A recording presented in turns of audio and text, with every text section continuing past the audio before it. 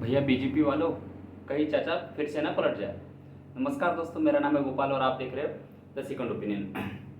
दोस्तों, जैसे कि आपने आज देखा होगा कि नीतीश कुमार बिहार के चीफ मिनिस्टर आज पंतप्रधान नरेंद्र मोदी से मिलने गए और काफ़ी मीडिया में एक ही बस बात वायरल हो गई कि आज के बाद मतलब आने वाले टाइम में he will not be the chief minister of Bihar and he will become cabinet minister in union government.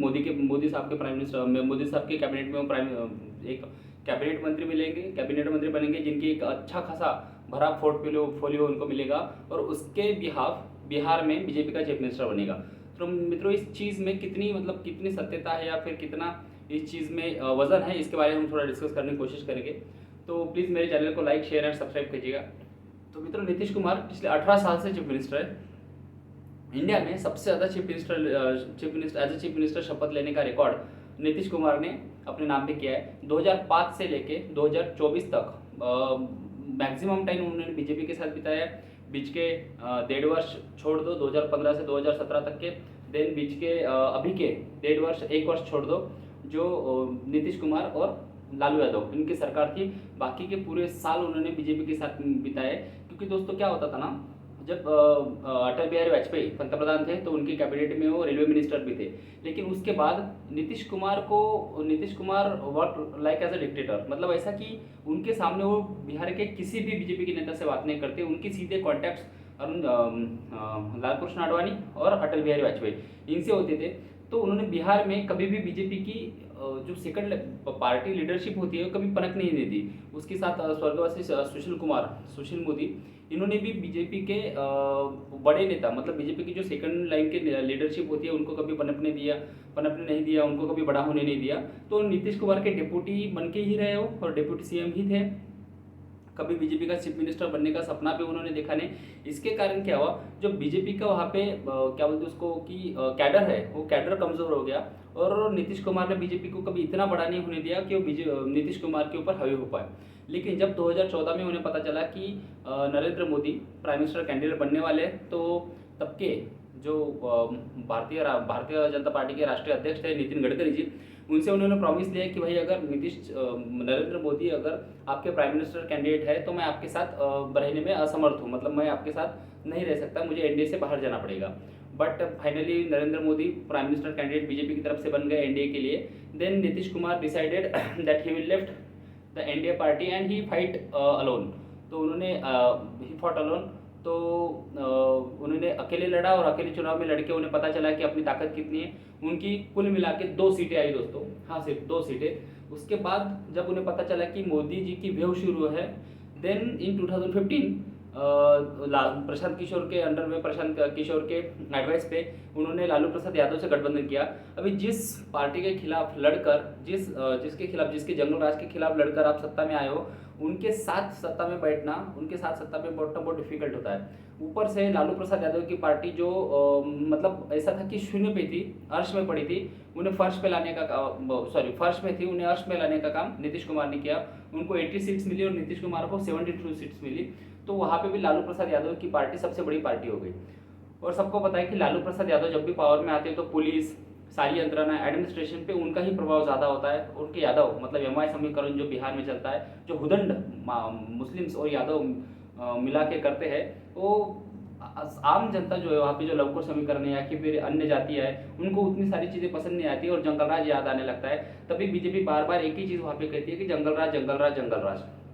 क्योंकि लोगों को वो पता चल जाता है, 90s का ज़माना याद आ जाता है कि कैसे गाड़ी उठा के लेके जाते थे और पता भी नहीं चलता, गाड़ी के पार्ट्स भी नहीं मिलते थे, कुछ नहीं मिलते थे। एक स्टोरी मैंने सुनी थी बिहार के बारे में, आपको बताता हूँ कि एक बिजनेसमैन थे, उनकी गाड़ी चोरी हो गई। तो वो एसपी साहब के पास गए, तो एसपी साहब ने तो मना कर दिया कि भाई गाड़ी मिलना तो मुश्किल है, मैं देखता हूँ, ट्राई करता हूँ। तो एसपी साहब को लगा, उद्योगपति को लगा, बिजनेसमैन को लगा कि भाई अगर मैं लालू जी से मिलूंगा तो शायद एसपी साहब मेरी बात सुन ले।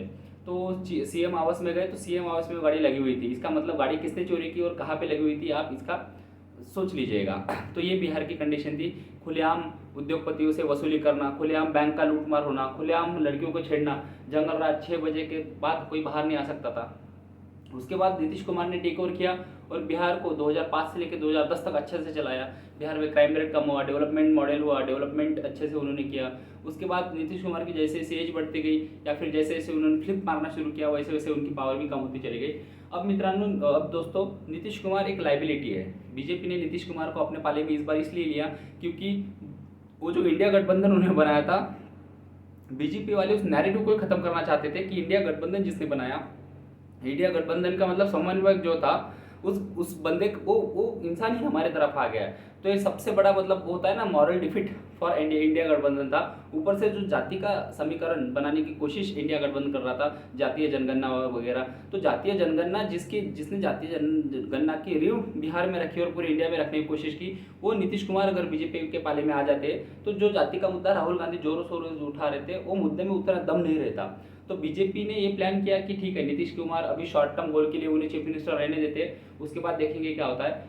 बट दोस्तों, बिलीव मी वन थिंग, 2025 में जो बिहार में चुनाव होने वाला है, उसमें नीतीश कुमार के साथ अगर नीतीश कुमार चीफ मिनिस्टर रहे तो नीतीश कुमार के साथ कोई भी पार्टी लड़ना नहीं चाहेगी। इवन अगर नीतीश कुमार के पास ऑप्शंस क्या है, नीतीश कुमार सोच रहे थे कि अगर इस बार मेरी 15-16 सीटें आ जाती है, जैसे पिछले बार लोकसभा में आई थी, इस बार भी 15-16 सीटें आ जाती है, और अगर एनडीए कहीं अटक जाता है तो फिर मैं कांग्रेस के साथ निगोशिएशंस करके मैं एक तो डिप्टी प्राइम मिनिस्टर बन जाऊंगा, या फिर प्राइम मिनिस्टर बन जाऊंगा, या फिर प्रेसिडेंट बन जाऊंगा, या फिर डिप्टी प्रेसिडेंट मतलब deputy vice president of India बन जाऊंगा। तो ये प्लान था। लेकिन देखो, मोदी जी की कुंडली इतनी स्ट्रांग है कि उनके कुंडली में 4 राजयोग लिखे हुए हैं।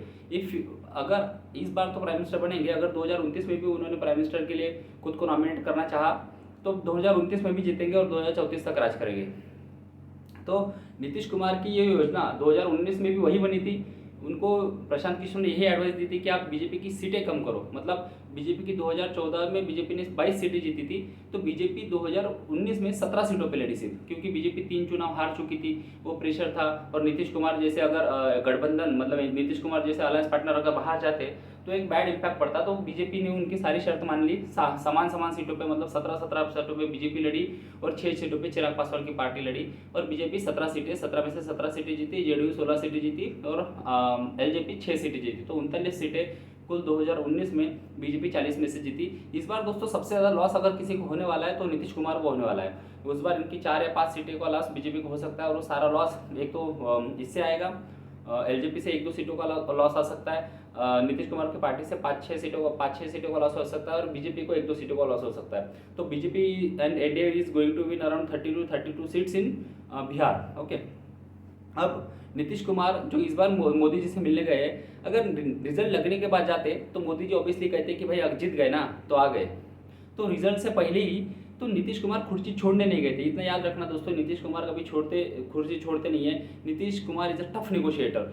आज तक उन्होंने कितनी भी उगड़मबाजी की हो, लेकिन चीफ मिनिस्टर वही रहे, चाहे भले कोई भी पार्टी हो, चीफ मिनिस्टर वही रहे। लेकिन अब जो उनकी हेल्थ के रीजन सामने आ रहे हैं, जैसा कि आपने पिछले रैली में देखा कि उन्होंने कहा कि बीजेपी और एनडीए इस बार 4000 सीट जीतेगी, और जिस तरह का उनको असेंबली में उन्होंने जो औरत के ऊपर जो बयान दिया था कि पॉपुलेशन कंट्रोल के लिए क्या करना चाहिए, उससे समझ में आता है कि उनकी एक तो मानसिक स्थिति भी थोड़ी सी डगमगा गई है, एक तो फिजिकल हेल्थ भी उनके साथ उतनी नहीं है, जो प्रशासन पे उनकी पकड़ थी वो भी कमज़ोर हुई है, जो अलग अलग जातियों में उनकी पकड़ थी वो भी कमज़ोर हुई है, जो लवकुश समीकरण के भरोसे उनके पास 16% का जो वोट शेयर था वो भी उनका कम हुआ है। लवकुश समीकरण भी महागठबंधन की तरफ जा रहा है और बीजेपी की तरफ जा रहा है।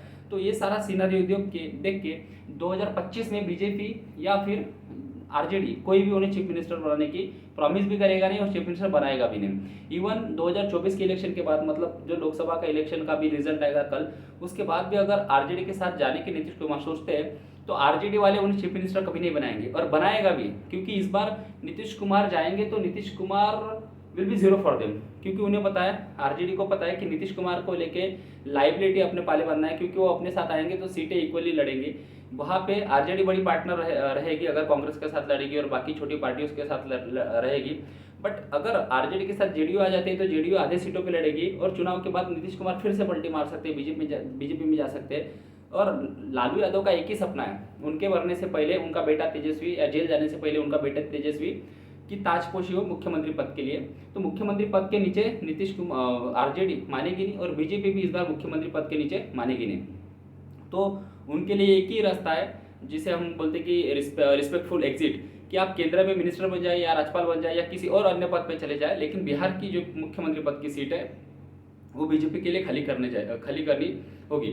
तो दोस्तों मतलब कुछ जब मेरे फ्रेंड्स हैं बिहार में, उनसे बात करके अभी पता चला कि सारा कुछ तय हो चुका है। चीफ मिनिस्टर का नाम तय किया जा रहा है, मंत्रिमंडल में कौन होगा वो तय किया जा रहा है। इस बार अगर मंत्रिमंडल बिहार में बनेगा वो 10 दिन के अंदर बनेगा मित्रों, जो भी कुछ होगा वो 10 दिन के अंदर होगा, क्योंकि नीतीश कुमार को मैसेज कन्वे कर दिया गया है कि नीतीश कुमार जी आपको कुर्सी छोड़नी पड़ेगी। और देखिए एक चीज़ तो है, आपको ये चीज़ समझनी होगी कि नीतीश कुमार मोदी पे कितना हल्ला बोल करे, लेकिन अमित शाह पे नहीं कर सकते, क्योंकि अमित शाह से हल्ला बोल मतलब आपसे गठबंधन तोड़ना होगा, फिर और दूसरी तरफ जाना होगा। मोदी थोड़ा टॉलरेट कर लेते हैं, ओके, बट अमित शाह वो टॉलरेट नहीं करते, ठीक है, वो आपके लिए फिर उतना ही आपके ऊपर खतरनाक अटैक करेंगे। ओके, तो दोस्तों चीज़ ये है कि नीतीश कुमार कुर्सी छोड़ेंगे, बीजेपी का चीफ मिनिस्टर रहेगा और वहाँ पे अच्छी खासी से नीतीश कुमार की रहेंगी। नीतीश कुमार को एक बड़ा ओहदा दिया जाएगा, उनका रिस्पेक्ट होगा, सम्मान होगा। जो नीतीश कुमार को अभी पीसफुल एग्जिट चाहिए, क्योंकि